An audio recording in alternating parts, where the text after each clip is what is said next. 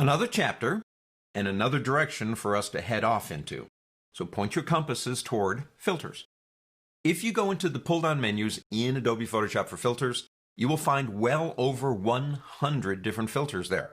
I have seen those filters used for some of the coolest things I've ever looked at in Photoshop and some of the wonkiest stuff. They're a lot of fun to play around with.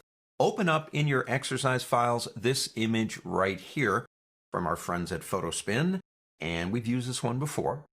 Go ahead and open that up. Wouldn't you like to be there right now? I'm going to double click on the hand tool.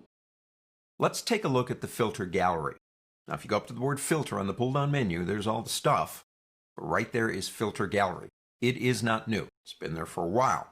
But what it did for us, which is so cool, it gave us the ability to apply multiple filters to a single image, almost like layers, and give us an idea of what it's going to look like before we commit to the process.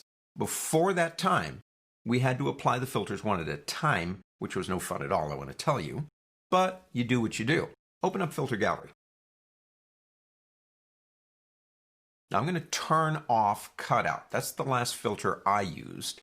And if you've been here before, whatever it was before will be there now. Let's get this down to a manageable size by clicking, say, this button here, which allows us to reduce the size. We can select the size over here by clicking here, or you can use your shortcuts. That's Control, minus, and plus, if you want to do that too. Get it down to the size you want to see. Once you've got that done, we can concentrate on applying something to it. Now, your filters are over here. You've got artistics and brushstrokes, etc. We're just kind of playing around with the gallery right now. Open up Artistic. Now, in Artistic, the last one I used was Cutout. And if I reactivate it, it'll take a second to render it, but it will. Cutout, according to Adobe, is explained this way. It's like taking pieces of colored construction paper, like when you were a kid, and you cut silhouettes and things out of them and then lay them on top of each other. Now we have a couple of controls over here. The number of levels. Now if I take that all the way down to 1, what you're getting is less color. So levels, in a sense, is determining the number of colors. Let's take that all the way back up. Edge simplicity is the next one. And what that is the accuracy of the edges. And if I go ahead and move that all the way here, sometimes the best way to see this is by moving it over. You have a more rustic type of look to the image. Let's go ahead and take that back the other way. Edge fidelity helps kind of keep the accuracy of the edges and following along. Sometimes it doesn't look like it's doing much at all. Just depends on the type of image that you're working with.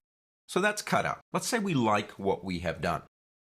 If we come up here to the word OK, we've committed in a sense, and there is our image. Even though this is probably what I want. I saw it when it was in the filter gallery. I'm very happy with it. There are some things I think we could do to work smarter just in case we have problems. So that's the filter gallery. In the next lesson, we're going to use it with a little bit more smarts. On to the next.